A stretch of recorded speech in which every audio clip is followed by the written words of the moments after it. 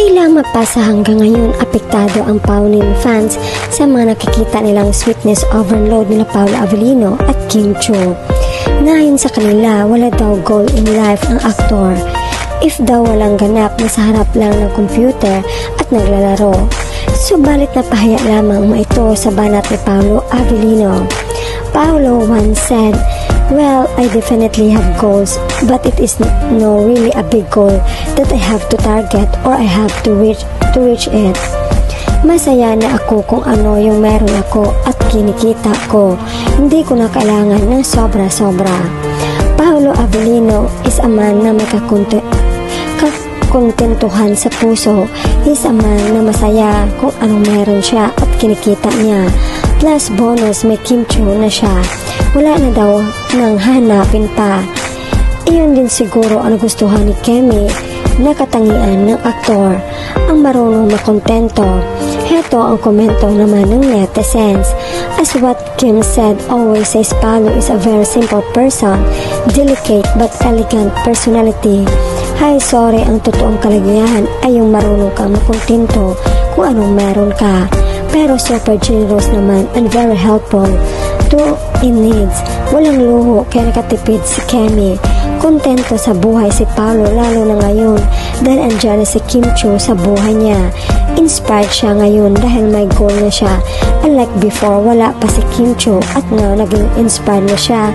Tahimik lang siya. Hindi niya kailangan show to the world kung anong meron siya. Humble lang si Pao kung anong meron siya at alam naman ni Kim yun. She knows more than sa mga bashers na actually walang alam na bayaran lang. Contentment is the key to being happy. He's simple man na kay Pao na lahat. He know how to handle and keep his business privately. Plus Kim na totoong nagpapasaya sa kanya. Sabi ni Pao, si Kim ang liwanag niya. True, agree ako dyan. Simple life is a happy life and genuine heart to love. Kasi ang kayamanan ay hindi mo madadala sa katapusan ng buhay.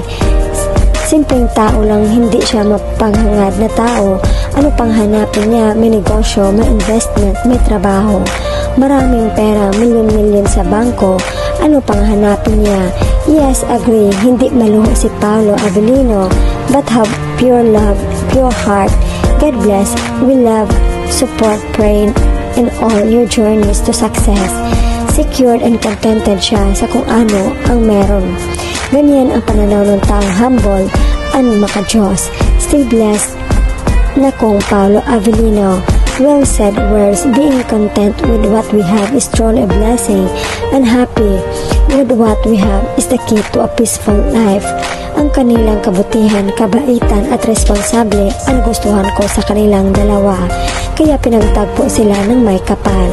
Pareho silang hindi materyoso kaya makikita mo sa kanila ang tunay na masaya ngayon na sila ang magkasama.